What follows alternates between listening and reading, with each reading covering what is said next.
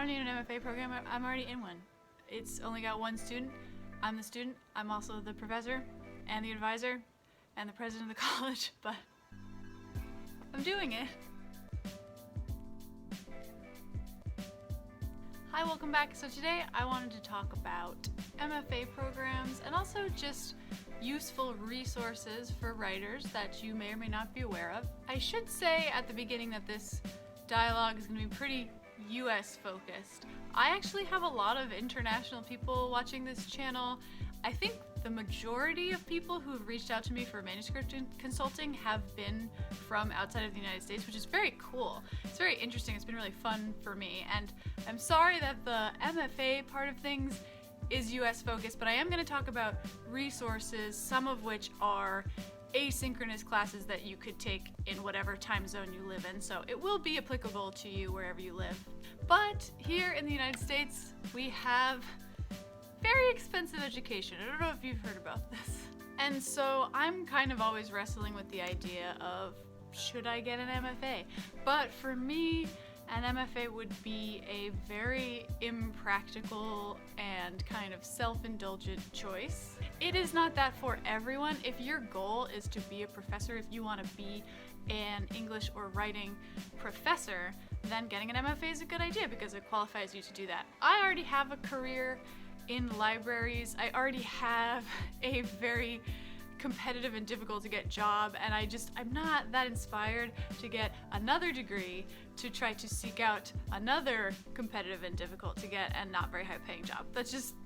That's my situation. Now, it is worth noting that it's possible to get an MFA and not rack up debt for it, even in the United States. Most MFA programs will have like their regular application, and then they will have a scholarship application or like a work study application, which allows you to usually teach, but do some kind of job, usually teach, and get a stipend. So not only are you not spending a bunch of money to go to school, but you're actually getting some money. But we're talking about on the order of like $15,000 to $20,000 a year kind of thing. And so even if you aren't actively going into debt, I think it's also worth noting that that's 2 or 3 years of your life where you're not making a whole lot of money. So there's like an opportunity cost as well. Okay, so I think I've sufficiently explained why I'm not probably going to get an MFA unless I come into a ton of money. And, you might not want to either. But the way I see it, part of what an MFA signifies to me, well, it's a lot of things. Like I said, it qualifies you to teach, which is the important kind of practical part. You also make connections with writers, sometimes pretty famous writers, and just other cohorts in your program. And of course, you, I think most importantly, take like 2 or 3 years of your life and kind of focus those years on writing. And that's the part that I think I would argue you can do without getting an MFA. Or at least that's my current goal. I'm kind of pretending like last year and this year, and who knows for how long I'll do this, but I am in my mind pretending that I am in like a self-directed MFA program. Now obviously, I don't have an advisor, I don't get graded, I'm not getting a degree. This is all self-directed, but basically I have managed to focus my life on writing without spending a whole bunch of money. Something else you might want to do is sit down and think about your budget for the year and maybe put aside an amount of money or decide upon an amount of money that you would feel comfortable spending on writing. So that's like contests and other submissions, taking, weekly workshops or one-day workshops, or paying for consulting, or, paying for, what do they call it, sensitivity readers. In any case, paying for someone to read your writing. And I guess my point is, maybe if you don't have tens of thousands of dollars to spend, or you don't have 2 or 3 years of your life to, handle the opportunity cost of not making significant amounts of money, you can still say like, hey, maybe I'll spend $1,000 on writing this year, depending on how much money you have. So let's talk about what some of those things are that you might spend money on, or hopefully not have to spend any money on, starting with Coursera, which is free. So Coursera is a website full of MOOCs, or massively open online courses, they tend to be free. You can pay if you want to get a certificate and be graded and all of that, but I just kind of take their courses for free. Outside of writing, I took their Yale course about happiness. I forget what it was called, but that was really, really excellent. Oh, I just remembered, it's called The Science of Well-Being. So I'm currently taking Sharpened Visions, a poetry workshop, again, for free. I have found it to be very interesting. I find the lectures to be engaging. They're very short, and I post my poems to these discussion forums where other people can respond to them, and then occasionally you have like peer-reviewed graded workshops. I will say I can't speak to other Coursera courses. This one's kind of funny because the professor understandably is not grading everyone because there's hundreds, maybe thousands of people taking this course because it's free, but instead the things that are graded, the workshops that are graded, are peer graded. So I had to submit my poem, and then I had to grade at least 2 other people's poems, and I failed the assignment. They didn't give me enough points, and the person said I didn't respond to the prompt and properly enough, and I think I did. But it was kind of funny to fail the poetry assignment. And it's really not based on the quality of your work at all. It's just a matter of like, did you do the prompt or not? And this really speaks to why I just don't think that creative writing should ever be graded. I think people should just offer you feedback, and you don't really need a grade. So I wouldn't necessarily recommend paying to take a Coursera course and get credit, but they're fun to audit. Now, beyond Coursera, there's also Masterclass and Skillshare. If you're watching YouTube videos, you've probably heard of these things. They advertise like crazy. I have not taken any Masterclass writing courses. I have taken a Skillshare writing course in short fiction that I thought was really, really good. But in general, those are things that cost money but don't cost as much. And again, if you're on YouTube, they advertise all the time. I don't know about you, but the people I watch on YouTube are constantly providing offers and discount codes for Skillshare and Masterclass, so you might want to wait for that. Or you can, try a free trial and see if it works for you. But it does cost money, but not MFA level money. Now, what I think is more valuable, or has been more valuable to me than these free or inexpensive online classes where maybe there's a little bit of student interaction, but you can't really enforce student interaction, and it just doesn't feel like a real class. I would more highly recommend if you can find a community writing workshop. Now, a lot of these things in the pandemic have been going on online, which I think is really convenient, but I would start local. I live in Massachusetts, and we have this group called Grub Street. They're around Boston, but they, again, are doing things online, so you don't have to live in Massachusetts or Boston. There's also Lit Reactor, which feels bigger. They have like big name famous authors on there, and I haven't actually tried one of their classes, but it seems like a really good option. And there's just such a range with this, right? Like an MFA, one big cost, but with these things you can decide, like, can I afford a 6-week class, or maybe I can just do like a 1-day workshop. And back on the free side of things, I would recommend going on Meetup, which is a website that orchestrates like getting together with people in your community around any topic or interest you may have, and writing is one of them. And Meetup, I think, is exclusively free. I've gone to some in-person stuff years ago where they weren't like rigorous writing classes, they were more just sessions where we would get together and write together. There's also National Novel Writing Month, which I talk about all the time. They haven't had in-person events the last 2 years, but we'll see what's gonna happen this year. I'm not sure. My region did organize some stuff online, but I used to go to the in-person events, and that was a good place to meet people who write. But again, those were more on the level of like, we're just kind of sitting quietly writing together. It's not like a class, but you can meet people there. And to me, this is like the most important thing, okay?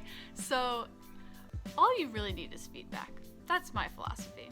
It's always been my philosophy. I mean, I took some really amazing writing classes in undergrad, and I had great professors, but in writing workshops, I started to realize, like, okay, I'm in this 12-person class, 15-person class with a professor, and the professor's good, but the feedback from those 12 or 15 other people is at least as valuable as what the professor is saying. And, no offense to professors, but like, I don't think we need them all the time. Again, they provide a level of expertise. They tend to be older, but not necessarily, depends how old you are, and have like really good readings that they can suggest, and they facilitate and everything. But To me, the value of a writing class is just the peer feedback, and you can get that without spending money. And the way to do that is to meet writers and exchange work with them. Now, that said, I'm saying it doesn't have to cost money, but it's really, really hard to get adults to do that sort of thing. People are busy, and I have found that the best way to do it is to pay the upfront cost of a writing class, 4 weeks, 6 weeks, 6 months, whatever, and then kind of take people from the class, stay in contact with them, see who's really kind of serious about this, see whose writing you like and who maybe likes your writing or would just be more interested in sharing, people who write in the same genre maybe, or in genres that you at least read or find interesting, and trade work with them. Asking a person to just read your work and provide feedback is, you're asking them to do work, and so that usually costs money. But if you both have writing that you can trade, it doesn't have to cost anything. Actually, I've always thought there should be a website to just facilitate this. Like, I have an 80,000 word literary fiction novel. You have an 80,000 word literary fiction novel. Maybe you trade like a page to make sure that it's something you'd want to read, and then bam, you trade. Like, is there a website for that? Is there anybody facilitating that? Should I be facilitating that? I don't know how I would, but it would be cool. Finally, also, there are YouTube channels, there's podcasts. Now, I find that this is a slippery slope because, you gotta make sure that you're actively listening. I feel like I can go on YouTube and I can watch writing videos, and it can actually be a way to procrastinate and not write. But waking up in the morning and putting on a writing podcast does kind of give you that feeling of yeah, I'm in this fake MFA that I've made up. I'm making writing the central focus of my life, So some YouTube channels that I like, besides this one, are Ellen Brock. She is in the publishing industry, and so she's got some really, really good insight into that. As does iWriterly. I don't know her actual name, but that's the name of the channel. And for podcasts, there is Between the Covers. There's Commonplace Conversation with Poets, which is a podcast by Rachel Zucker, one of my favorite poets. There's Right Minded. And finally, Wet Hot American Moon Juice, a NaNoWriMo podcast. That one I find more entertaining and more solidarity with writers. It's a NaNoWriMo podcast. They do NaNoWriMo. There's 6 of them, and they talk about it, but I think they occasionally have episodes outside of November too. And there's some writing advice in there. There's some maybe book recommendations, but it's more like listening to people kind of talk about the emotional experience of doing NaNoWriMo and trying to write, and it just kind of makes me feel less alone. It's not as much advice necessarily, but it's entertaining. And again, it contributes to this feeling that I don't need an MFA program. I'm already in one. It's only got one student. I'm the student. I'm also the professor and the advisor and the president of the college, but I'm doing it. Okay, there's more. I keep saying finally, but there's more. There's more resources if you don't already know. So submitting your work is also a good way to feel connected to the writing community, even if your work doesn't get accepted by a literary magazine. Someone's reading it. Sometimes they'll give you feedback, if you get a personalized rejection, and sometimes they have the option of paying a little bit extra to get feedback. So I don't have particular magazines I can recommend for that, but I can just tell you that submitting is a way to do that. So you can go on Duotrope. That costs $5 a month, but it's only $5 a month, and allows you to search it's got a pretty robust search engine where you can type in, genre and stuff like that. Or on the free side of things, you can go on the Poets and Writers website, and you can also search on there, and they have a calendar of submissions and contests and things like that. And I just recommend, if they give you the option to spend $20, $50 to get some feedback, it's often worth it, I would say. And finally, actual last thing. If you watch this channel, you know what I'm going to say. You can get feedback from me in many different ways. You can sign up on my Patreon, or if that feels like too much of a commitment to you, you can just fill out a form that's always linked in the description below. On Patreon, $10 a month, you can send me one poem or one page of prose each month. Or again, if you don't want to sign up, you can do that just as a one-time thing. And if you got a full manuscript, I read those as well. I'm telling you, I'm pretty cheap. I know the going rates. I'm below them. But I also really value not spending any money on things. Like I said, you can get feedback from your friends. Do you know anyone who writes? Do they have something that you can swap? That's the best way to go about it. But if you don't, hey, I'm here. That's all for now. If you want to follow me on social media, I actually do have a Twitter and an Instagram these days. I caved once again, and yeah, you can follow me on there and we can pretend like we're in an MFA program even though we're not, because we're too cheap or whatever. And if you have resources that you want to share, free, inexpensive, please do that in the comments. I would love to hear it. Other people I'm sure would love to hear it. Okay, that's all for now.